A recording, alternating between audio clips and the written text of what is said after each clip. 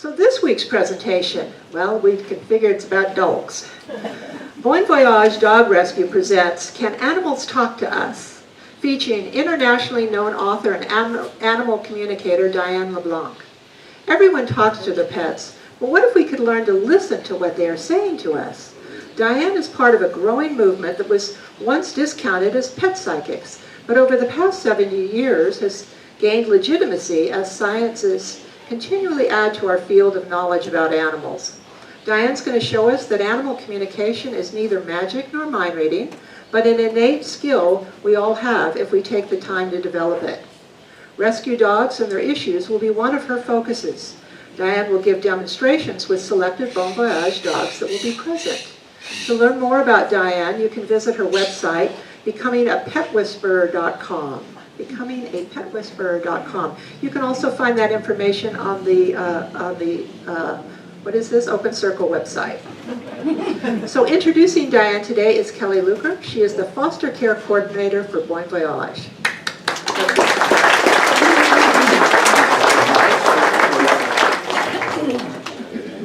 Good morning, everybody.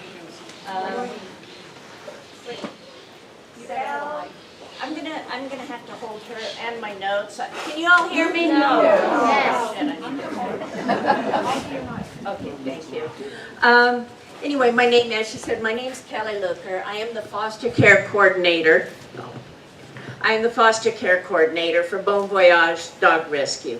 Since 2017, Bon Voyage has rescued and flown over 4,000 dogs to individuals and rescue organizations in the United States and Canada.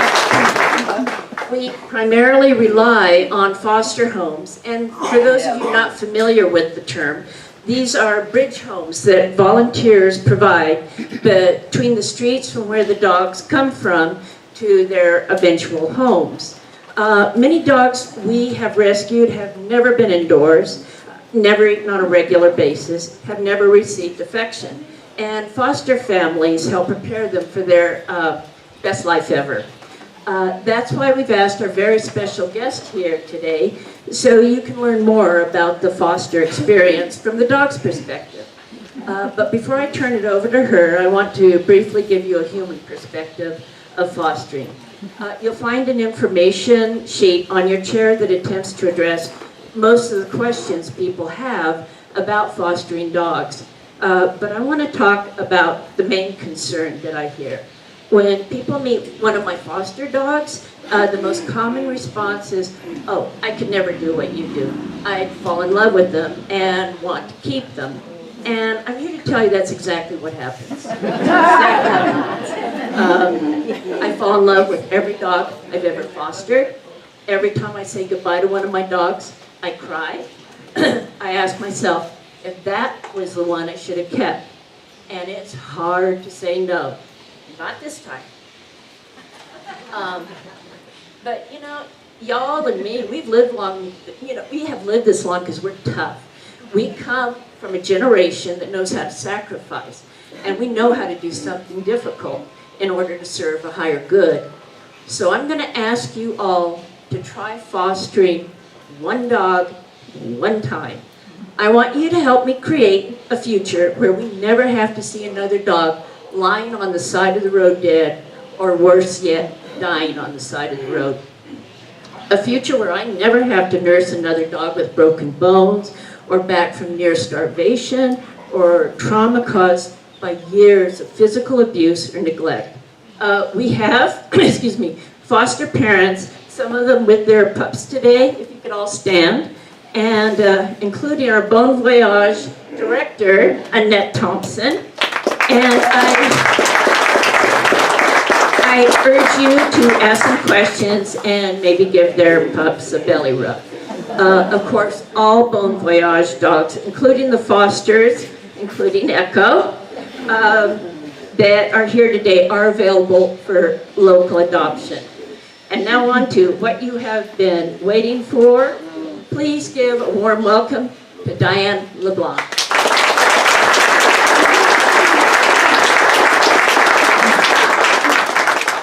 Hello, everyone.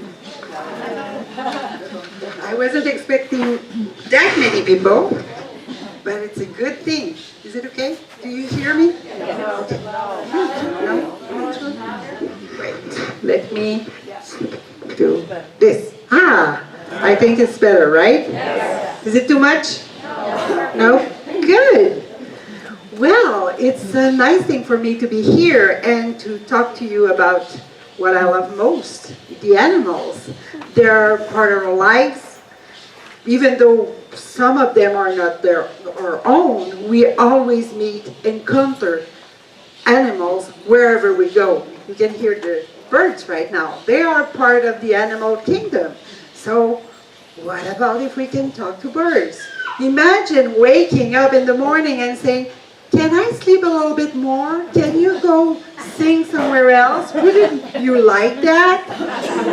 That would be amazing, right?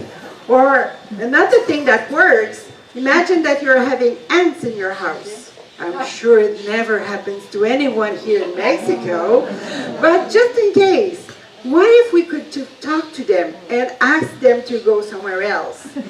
Can you imagine that? Actually, it works.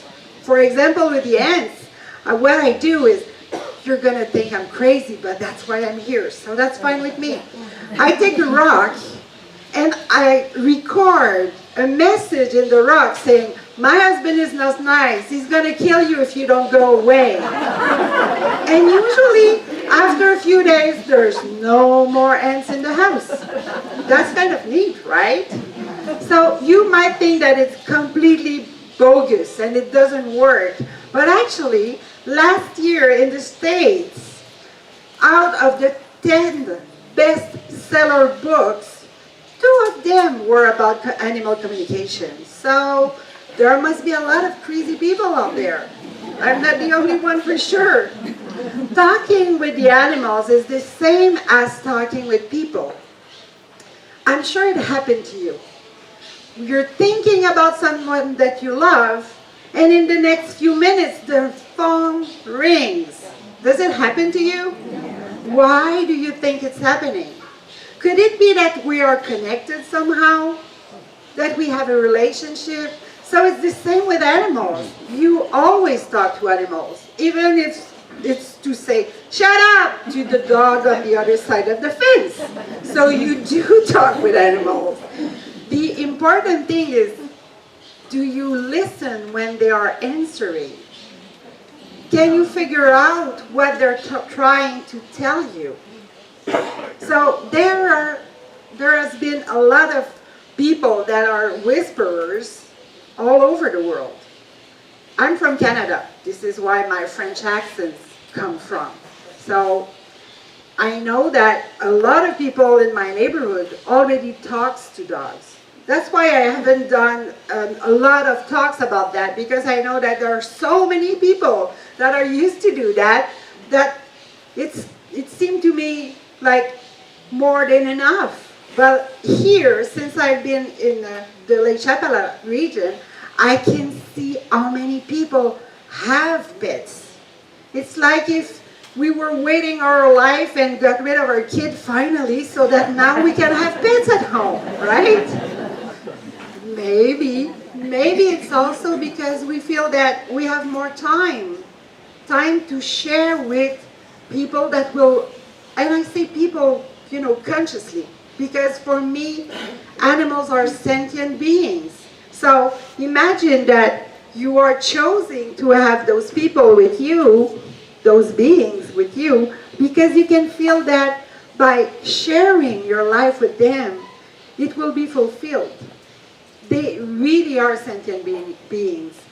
Whatever it's a dog, it's a squirrel, it's a cat, it's a fish, it's a bird, they're all part of this kingdom of living beings that is here on earth. I can see that, it's falling down a little bit. So, how did it start? How come someone one day said, okay, let's do animal communication workshop or a class online? Well, I would like to talk to you a little bit about Penelope Smith. She was one of the founders of a school that was said to be for animal communication, but telepathically with the animal kingdom. Who inspired her? You would be surprised to know that actually it's St. Francis of Assisi, right? He was the first that we heard about. So if he could do that, maybe we can all do it.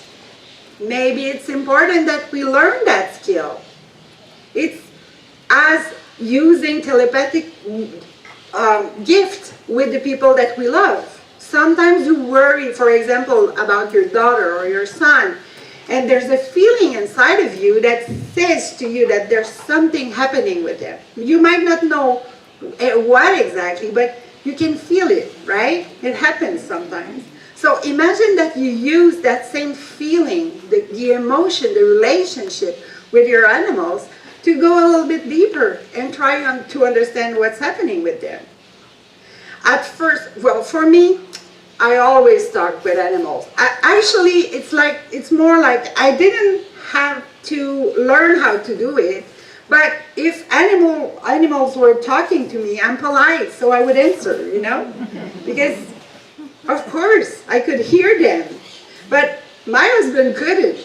So how did we manage to learn to be able to get in touch with our animals? First, we had fun just imagining, you know, like the two dogs are playing outside and one seems to be talking to the other, saying, follow me, don't do that. And just by imagining the conversation they might have, something just showed us that we were right, you know, that it made sense somehow. So this is one of the ways you can try. Why is it so important to be able to communicate with our animal? Of course, first is about the bond, the relationship that we have with them. If we know what they're going through, what they are thinking, how they are feeling, it's easier to be closer, but also to take care of them. Because you will no longer have to relate to all the time going to the vet or going to someone else. This is why, as they mentioned, I have a fly. Maybe I should talk to her. Usually they're not very good listeners though. But we can try, right? Why is it so important that we all learn? It's that everyone has this possibility, and that the more people learn to talk with animals, the more peace there will be in the world. Do you agree with that? Does it make sense to you? Because animals are teaching us how to be in relationship with our truth. They're very, I would say, wise about that. They won't do something that doesn't feel right for them, as we do. Like, for example, you're working on the computer and you're telling yourself, I should be going to sleep, and you're not. Why? Because you're not listening to yourself. So your dogs come and say, I'm tired. Let's go in the bedroom now. He's talking about him, but he's also talking about you because you're not listening. They are. They are always in contact with what they are needing. So they're teaching us a lot. Becoming a pet whisperer, that's how I call my website, is about learning that we already are. We just need to go a little bit further. It's a skill. Anyone can learn it. And the best teacher that we have are actually our pets. I have 2 cats at home, the 2 rescues from here. And around 3:30 in the afternoon, they start meow, meow, meow, because of course they know that supper is coming. And I'm always like trying to teach them how to read and it doesn't work. Why? Because just in case today you change your mind and you will feel me earlier, you know? Just in case, I'm trying. So it's interesting that we can learn a lot from animals, but also that they're telling us, are you angry now? Somehow. It's not just about them. sometimes we work all day or we're going out all day and we forget to drink. Oh yeah, I forgot my bottle of water. We forget to take care of ourselves. And the animals are doing that for us, which is amazing. And that's why, thank you. Well, he's not the dog, but yeah. But sometimes, we can do things like the dogs do. Thank you. So becoming a pet whisperer is about learning how to understand our pets, but also get in touch with any problems they might have. If they have a behavioral problem, if they have a health problem, if they have trust issues, past trauma, if there's something that we don't understand about our dogs or our cats. That's when we can get help. Even me, I've been talking with animals all my life, but sometimes if something is happening to one of my animals and it's overwhelming or I get emotional about it, I will talk to a friend that can talk to the animal without having the emotion putting a veil over the conversation, So that's why it's so important to learn that skill so that we can help each other and make sense of all of that. And for me, it's very important that we understand that there's a difference between a trainer and an animal communicator. It would be the same relationship as having a teacher for your kids and going to see a therapist, for example, if you have a more problem or a bigger problem with your kids. So the trainers, they can teach a lot of things to the animals. The whisperer or the animal communicator, they will go a little bit deeper. And often the animals are mirroring some things that are happening to us. And you need to be ready to face that if you want to communicate with your animal, because they will challenge you. Well, they already are, right? I'm sure they are. But learning about that, it makes a huge difference. I'm from Canada, and in Canada, there's not a lot of dogs in the streets. I suppose it's the same in the US or anywhere in the big cities in the world.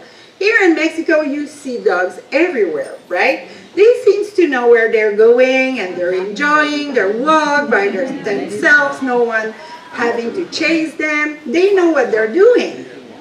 So imagine the day when I decided to adopt a feral dog that started to come into my dreams saying, oh, I want to be with you. I don't want to go to a place where there's a boot camp and it will try to bring me into being domesticated. I want to be free, but I want to be able to communicate with someone that can understand me. So I took this dog.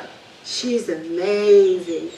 She has beautiful eyes, and you can really feel the connection, but don't try to pet her. She just won't allow me. So after 2 days at home with us, she escaped. It has only been 2 days, so we were like, will she find her way back? She was from Isla Huacan, so will she try to go back there? And we put a tracker on her because we didn't want her to go back to the foster where she was, because we were close to the Libramiento. So we said, okay, let's at least be able to find her. She was going everywhere. She went on the freeway, she went on somewhere very far, we couldn't even track her anymore. So we tried to find her, and every time we would go close to her, she would just go away. She didn't want to be catched, she wanted to be free. So it hurt my feelings, because I was like, we've been having discussion for a while.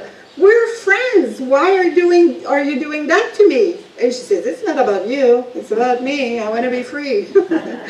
And I said, well, I understand, but there's no security in the street. You should be, having a shelter, a place where you can go back to. And she wouldn't come. So I went back home and I cried a little, of course. And during the night, well, around 11:30 in the evening, I heard her. She said, okay, well, I don't like because now I think it might rain, so maybe I will come back. But I have two conditions. I'm like, yeah, okay, I'm listening. So she said, the first one is, I want to be able to get out whenever I want. So you will need to leave the door open. I said, okay, I can do that. Secondly, I will go on a walk with you, but no leash. I'm like, ooh, oh, okay, I can do that. And you know, when you say it, you really believe it, right? And I could see on the tracker, she was like 2 miles away. So I was like, is she really coming back? And 5 minutes later, she just came through the gate. I was like, oh, she really did listen. We really did have a conversation. So the next morning, when we got up, first thing she said is, open the gate. And then, okay, we'll go for a walk, but I won't be on a leash. Imagine, I have a 10-month-old golden retriever. They never pull, you know. And this other one that just goes really in front of her. It was crazy the first few days. And she would go out for hours. And of course it would be like, is she okay? Will she come back? Is it fine with her? But I really needed to let her go, to be able to manage my own fear. And this is what communication with animals is actually about. I had a very difficult time let go of my 4 kids and grandchild that is in Canada that I cannot see very often. I need to let go of that. And it brings a lot of emotion every time I'm thinking about that. So she's like, I'm going to teach you release.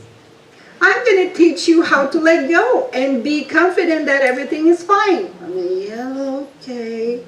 So I'm giving you this example because we've been managing the relationships since then. Now, in the morning, she knows we're going to go for a walk for an hour, and all the neighborhood dogs, they're all coming now. So we're a pack of 6 or 7 dogs walking in the street because they all know that I can talk to them, you know, so they're all together.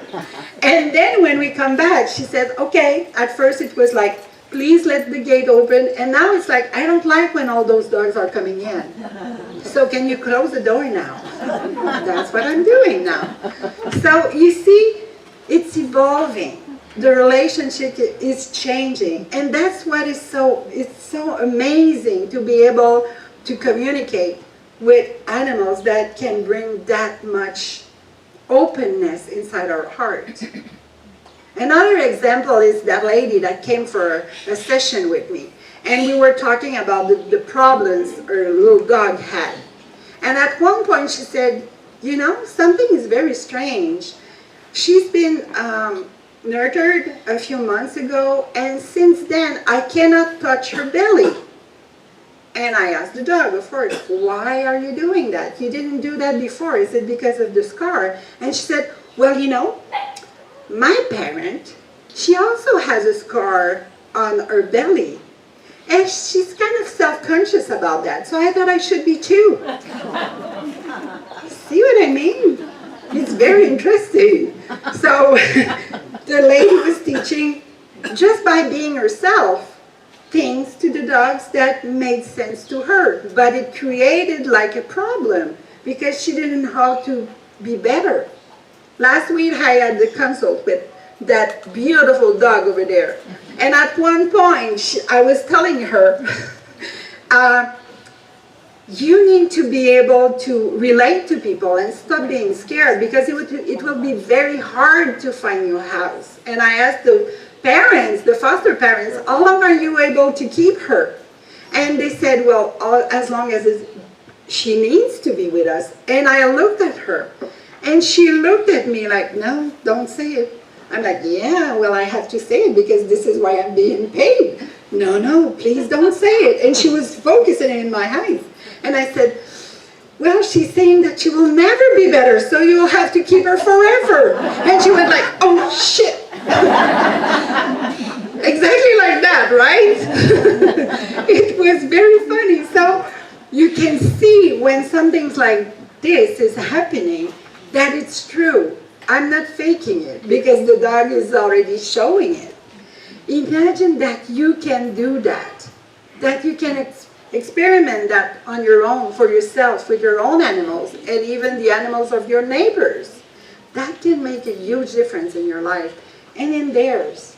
That's why the Bon Voyage team brought some dogs today, so that you can see how it works and maybe be interested in having a more deep relationship with some of the dogs. Maybe, where is Claire? Can we see Claire? No, she's not there? Okay, then Echo, can Echo come? So what is interesting is the first way to approach an animal is we're thinking that doing telepathy we need to use our brain, but actually it's never from the brain, it's from the heart. So it's opening your heart to the animal and asking the animal, yes, of course, you see, just by having the relationship, they will look at you because they can feel the connection, they can feel the energy. Even though you might not believe in energy, it's still there. I mean, Wi-Fi is energy, right? So it's the same thing with a dog like that. So Kelly, do you have any question that you would like to ask about Echo? Is there something strange happening in our life, or is she doing some things that you don't understand? She, as you know, she was rescued with her sister who was hit by a car. Yep. So she's taken very good care of her, and she gets nervous, really doesn't like to walk out.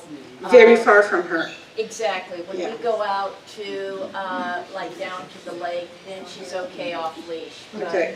she is nervous on leash. So did you hear what she said, that she was rescued with her sister that had an accident? So she's always trying to take care of her, and she doesn't like to go away from her because she cannot be with her and protect her. So she said that she has to stay on leash all the time because she's not running freely except when she goes to the lake.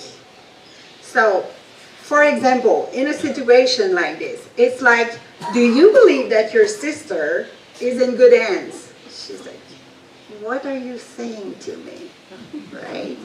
So if you believe that your sister is in good hands, maybe you can let the people take care of her. And you can live your own life and have a beautiful family on your own. It's just like, I'm not sure. Do you see her eyes going like, why is she talking to me? Why is she saying that to me? Am I ready now to go and leave her behind? I'm not sure. But I'm going there, right? Look. Look, see, there you go. You're such a beauty. Yes, you are. So she's very loving. And of course, having a new family for her would be all about giving the same attention she used to give with her sister. So she would love to have someone to cuddle with. So if you don't like that, please don't have her. That's true, right? So it's my first time meeting Echo. I'm just telling you what she's telling me. She likes to cuddle. She needs a place where she will be safe and to be able to be close to you. If you're, for example, working all day and you close the door of your office, she will stay in front of the door until you open the door. Say when you go to the bathroom, but that's another story, right? So it's interesting because they always have a lot to say about their life. Sometimes when we try to talk about the past, they won't. They won't talk to you about the past because they don't want to relive it. Yeah, it's better this way. So sometimes I would ask, how did you feel when you were in this place where you couldn't escape, for example? And they would say, my God, I'm afraid of doors since then. And then you understand why every time you pass through a door, they're waiting for you to get in before they get in, because they don't want either to be in prison inside or left outside. things like this make so much sense. Of course, if you go to a trainer, you can educate them to change their way. But what are you doing? You're teaching them that it is safe to come in at the same time you are. The difference is when you're talking to them, you can just say, hey, look, we can do this together. How do you feel about that? And they can explain how they would like you to behave with them. And it makes a huge difference. You don't have to train them. It changes things. Thank you. I have another example. Thank you.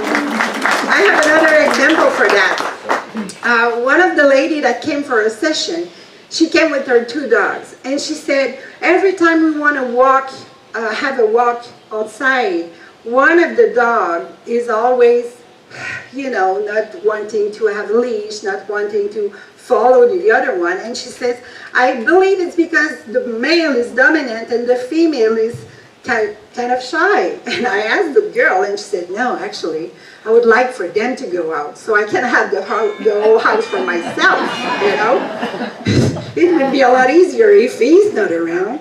So I said to the lady, well, how about before you go in the morning for a walk or somewhere else, you ask your dog, would you like to come with me? Or would you rather stay here? And from that moment, the relationship changed. Every time the lady would go out, she would say to the little girl, are you staying or coming? And when she didn't want to go, she would go and sleep on her bed. And every time she wanted to come, she would come close to the leash, and it would be easy to put it on. Do you imagine if you could do that with your dog? Wouldn't that be amazing? What about you? Do you have any, because I just learned that we only have 10 minutes left. So, do you have any questions that you would like to? We'll take the questions in 10 minutes. You can keep talking. Oh, good. Phew. I have so many other things I would like to say. Good. Thank you. If you see that going for example, for a class of how to become a pet whisperer, you don't have to bring your animals with you. This is the amazing part. The animals are always connected to us. Wherever we go, whatever we do. I was just talking to my friend Ronnie this morning, and she said, I'm always talking with my animals. People think I'm talking to myself alone in the street, but actually I'm still talking with them. Sometimes it could be overwhelming. When I go out and all those dogs are coming in, you know what happened last night? There was so many water everywhere, I couldn't find shelter. I'm like, yeah, I know. So you also need to learn to put yourself a little bit away from that, because a lot of dogs around here, they don't have a home. They don't have anywhere to go.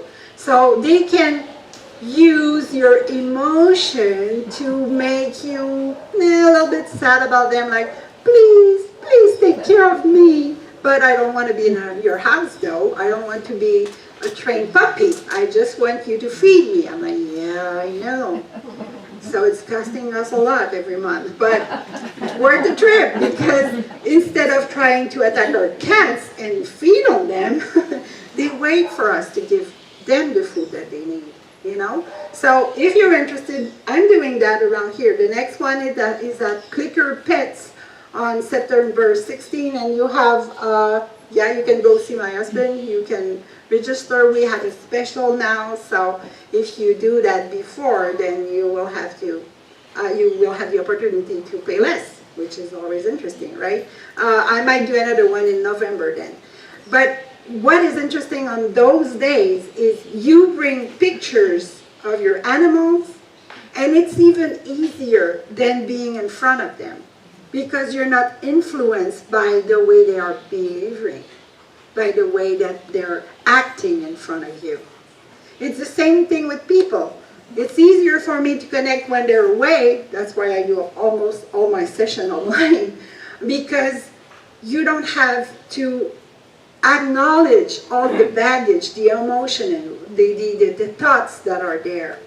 So this is nice, because if you see yourself having a problem with your animal and you don't know how to talk with them, one of the things that you can do is write down the question that you might have and put it underneath your pillow before you go to sleep. And maybe they will come in your dreams. Maybe they will be whispering in your ears and you won't know that it's them talking to you, but in the morning you would be like, could it be? And then it will make sense for you. So it's very interesting that they're always listening. They're always in touch with what we are feeling. Even if we're not talking to them, they know. They know what's happening in our life. And knowing that, it's important that we learn what's happening in their life. What do they want to talk to us about? It could be about how they are feeling, but it could also be about their purpose. Why are they in my life? What are they doing there? Do they have a mission, something special that they bring? You can see that in some animals that comes when you're grieving someone that you lost. And they can feel that, and they will try to give you back the love that you missed. And some animals are willing to do that because for them it makes sense to give you something, to bring something special in your life. I have a last example that I would like to share about that. We had this dog, this beautiful Shetland at home. And of course the kids grew up and they were going to high school now, so they weren't coming back for lunch and they didn't play with the dog as much as they used to. And one day a guy came for a session because I'm also a naturopath, and he was with his two girls and they went outside and they started to play with the dog. And of course, as soon as they left, the dog said, "Can I go with him?" They're still very young, so they will play with me for a long time. So of course I had a conversation with my kids, talking about the dog, what would be better for her, and of course during the next few days she was like so miserable, like no one wants to play with me, no one loves me anymore, and the kids were like, whoa, what's happening with you? So of course she made it happen so that we asked the couple and the kids if they wanted to rehome her so that she would have kids to play with. And they said yes. 2 years later, the guy called me and he said to me, I had to put her down. She had a huge mass in her throat and she wasn't able to eat anymore, so the doctor couldn't do anything. So she's gone now. I was very sad, but I was also very angry at her. Why didn't you come to me? Why didn't you say anything when it started? Maybe I could have helped. I'm still a naturopath, you know. You know what she said to me? She said to me, well, you know that guy that came to see you? He had a tumor a few years ago, and the tumor came back. And this time he's not going to make it. So I needed to show the kids that even if they lost someone that they love, life will still continue. So by dying on them, I'm preparing them for the death of their father that will occur in the next year. I started to cry, but I also saw how much devotion and love that dog had for that family, that she was willing to give her life for them. You can see that in dogs that are going into the fire to save people, but you don't feel that they're doing that every day of your life for you. When you wake up in the morning and you're feeling low and you don't know what to do with your life, they will come to you and say, let's go walk. Let's go play. Let me bring joy in your life. And you're like, not today. Let me have my coffee first, right? But the connection is a lot more deep than just going for a walk. It's also feeling what you're feeling. When I have people over, I have one of my cats that always come in my office and say, okay, I need to clean everything now. They came, they left some things, they cried, something is still here. I need to do a little cleaning, so get out of here. And she will sit exactly where the person was sitting, even though the doors were closed. If you can just imagine that if an animal can do that, and you learn to speak with them, how the connection can change your life. And this is why you're here today. Even though you might not know it, there's a reason that brought you here. And I'm pretty sure it's because there's an animal wanting to talk to you somewhere and wanting to connect with you. There are a few here. You can go and meet them. They're available, of course. And there's a lot of shelters around here that you can visit. And really ask, who's the right one for me? I've been rehoming a few dogs around here. Sometimes I have friends that are calling me and saying, I've been fostering this one for a long time and I haven't found a place for him yet. And I asked them. I had this beautiful dog that came from Voyage for a while because he had a problem with his hip, so I yielded him a little bit. And then he was like, you know what? I lost my family because there was this couple, an old people, the lady died and the guy started to drink and he couldn't care for me anymore and he kicked me out. So this is overwhelming, seeing all those people coming in and out. I'm not used to that. So I said to him, what would you like to have for a family? And he said, you know, older people that don't have any kids or other people around, you know, not sharing the space with anyone. That would be perfect. And the very next day, like a miracle, the phone rang. The phone rang, and Colette was saying, oh, this guy, he's living alone, he just lost his wife, and he would like to have a dog. So we went to meet him at the American Legion, and as soon as the dog saw the guy, he pulled the leash, and he went to sleep, to sit underneath his chair. It was supposed to just be a visit. You know what happened? He wouldn't come home with me. He went with that guy. So as you can see, there are many, many possibilities, and it's just amazing.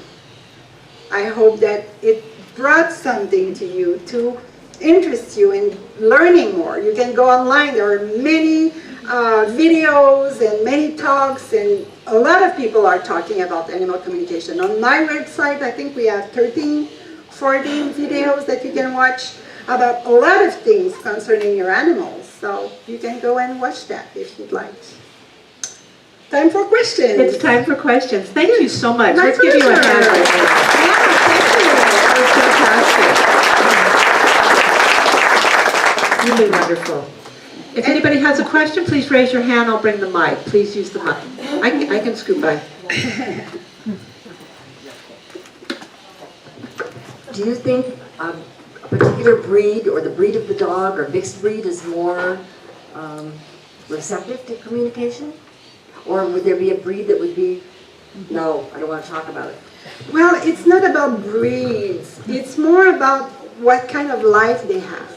Like, for example, some of the street dogs in my neighborhood in Chapelet Haciendas, they're in their own world. It's like, I'm thinking dog, I want to be with dogs, I'm not agreeing to communicate because I'm still feral, so leave me alone. It would be more something like that. Or a dog that had a very traumatic past. Sometimes they don't want to interact. So what I would do when something like that happened is pull myself away instead of being close to the animal and say, okay, I'll do it tonight when you're asleep. And usually it works better this way. With dogs and with cats, actually. Over here. Yes. Hi, I have a 10-year-old German Shepherd, and I've had her since she was 6 weeks old. And for instance, if I were to bring her here today, and somebody would walk up and want to pet her, she would just take after them and just growl and jump, and she intimidates everybody. And I want her to stop.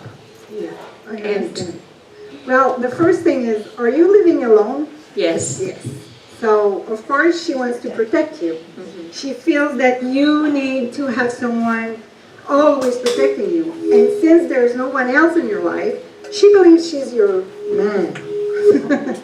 She believes that she needs to take care of you. She needs to be like the husband that you don't have. So, of course, when you see people, it's like she will try to build a wall between you and them. So, yes, but what is interesting is if you tell her, okay, I know this person, she's welcome, she's a friend. That's what I always tell my dogs. This is a friend, this one I don't know about. So they can make a difference between who they can allow and who they might be needing to be aware of. But it cannot be everyone all the time. That's not possible. It's like us. There are some people that you like and some people that you don't. Some people that you would go out and some people is like, oh no, not her again, right? So dogs are the same. We need to respect that. But if at first we allow them to make friends with our friends, it's easier. It's a step forward. So that's what you need to do every time you meet someone. You ask her, could that be a potential friend for me? And since she wants you to be happy, she will make it happen. But if you say, oh, I'm not sure about the person, of course, of course. It just happened to me 2 days ago. I was walking with Mystic, my adoption dog from the street that is still going on the street. And when we go for a walk, she goes a little bit further in front, and I have the other one on leash because she's still a baby. And she went, and I could hear her just going on the corner, and this huge dog came chasing her, of course. And she's used to fight by herself, but he was so huge. And then she passed by, and I just went like, hey, that's my cat, that's my dog. And the dog just, okay, and he went away. And she came back at me looking like, oh my God, I like that. You should always be with me when I walk around, you know? So that's how you manage to tell her, I'm the one protecting you. You don't have to protect me. So she will quit doing that. You see the difference? Yeah, I usually say, it's okay, it's okay. Yeah, that's not the way it's supposed to be. It's like, okay, go behind me. I will protect you. You see the difference? It's all in the attitude. If she feels that you are the leader, she will follow you. If she feels that you need to be protected, she will be in front and barking at everyone. Does it make sense to you? It could help, right? My pleasure. Hello. Hi. Hi. Do you think there is a relation between eat meat and talk with animals? I mean, if you eat meat, that affects your skills to talk with animals? Well, it's the same thing between us. If you admit that energy, for example, exists, then you can start feeling what people around you are feeling. And sometimes you get overwhelmed by that and you're like, oh my God, I'd rather not feel them. So you close yourself. So it's going to be the same thing with animals. If you tell yourself, yes, first, I would like to learn how to talk with my pets, not all of them because I want to sleep at night. So let's try with that one first. It's like having a new friend. You will talk to each other on the phone, you will make some appointments with them, go out with them. It's just, taming each other. So, of course, by saying to yourself, okay, I know I can talk to animals. That's not the problem, actually. It's listening to them when they talk back. So at first, try to imagine what they should be saying to you, what they could be saying to you, what they could be sending you like a message right now. Go from there. And at one point you will see, oh my God, that cannot come from me. Of course she's telling me something because I wouldn't have thought about that if It was just on my own. And then something will click. The problem is sometimes we are so full of emotions that we cannot see if it's ours or them. But if we allow that, for example, this beautiful dog that said, well, I'd rather stay there, you need to listen. You know that at one point you might need to go away or die, and the dog or the cats will be on their own. You need to think about that. If you want to go to see tail and planning online, you will have many ideas of how to prepare that. But still, you need to be aware that at one point, you might not be there for them, and they might not be there for you. So if you leave everything open, the best will come out. A few years ago, if there isn't any other question, I will give you another little, yeah, there's this lady over there. A few years ago, I had this dog, and she said, when you're going to sell the house, I want to stay here. And I'm like, I'm not selling the house. What are you talking about? I'm staying here for the rest of my life. We had this beautiful health center by the lake, and it was amazing over there. And then COVID hit, and we couldn't have anyone. And we had this huge place only for us, and people wouldn't come for staying with us anymore. And we decided to sell the house. And she said, I'm still staying here. And I'm like, I don't know. And she said, I'll help you find the right people. And when a few people came to see the house, this couple came. And she was following them everywhere. And the first thing they said to us is, oh my God, she's beautiful. Is she coming with the house? Okay. I still wasn't sure. So they decided to buy the house. And I was still, yeah, you can come with us and you don't have to stay here and it's going to be fine. And she said, Mexico is too hot. I'd rather stay in the snow. Okay. And then I asked one friend that is also an animal communicator just to make sure, because I love her and I know I'm going to miss her, And she said to me, well, you know what your dog is telling me? That the lady that is coming inside the house is planning to have some horses, and I know that my dog loved horses, and she wants to stay to be there with the horses, which is funny because no one knew about that. I learned it when I talked to the lady after and said, are you thinking about having horses? And she said, yes, that's my first plan. See, she already knew, even though no one mentioned it. That's a huge difference in your life because you need to be open to change, and animals are there to help you do that. Yes? Yes, there are a lot of feral dogs in the streets. Yes, there are. How do you talk to them so that they don't attack you? So that they don't scare you? Because I was walking and two dogs came running toward me and I just kept walking. The dog turned around, came back, and bit me. Wow. Okay. So this is not happening very often. Usually it's because there's something happening inside of you and they feel that. Was there something happening in their life where you were thinking about something or being concerned about something? Because usually they can feel fear, they can feel anger, they can feel sadness. Usually they don't bite when they feel sadness unless they're overwhelmed. But actually when dogs feel that they need to attack you, it's because they're feeling threatened with what you're expressing. So were you scared when you saw them? No? I was just walking, they ran past me, and I just kept walking. And all of a sudden I felt this pain in the back of my leg. And I turned around. And what did you do? You screamed? I screamed at the dog and he ran away. Okay, good. Well, at least you were able to manage to make him go away. You didn't have to struggle with him. But I know that we tend to believe that feral dogs are doing that. I'm not sure about that. Some of the dogs that are doing that are actually roaming on their territory, and you are happening to pass through. And they're like, are you staying here? I don't like that. It's rarely feral dogs. It's usually because either you smell like the dog that they don't like, or you just petted a cat before. There's something going on.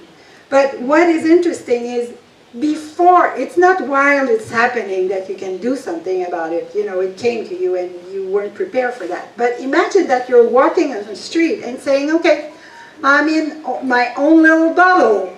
So I'm not disturbing anything. I don't have to take care of everything. I'm just passing through. You don't have to be challenged by me. Okay, just so you know, I do the same when I pass by cemeteries. You know, people also talk even when they're dead. So usually I would say, okay, I'm just passing by. Don't bother about me. I'm that crazy, I know. What can I do? But just saying that if you prepare yourself and say, this is my own space, you can even do that with people. You're waiting online to go, for example, to the movies, and you're feeling the crowd is coming too close. Put yourself in a bubble. This is my territory. And you'll feel the people are going away from you, because it's the same kind of energy, you see? So do it before. After, it might be a little bit too late. Thank you, everyone. Thank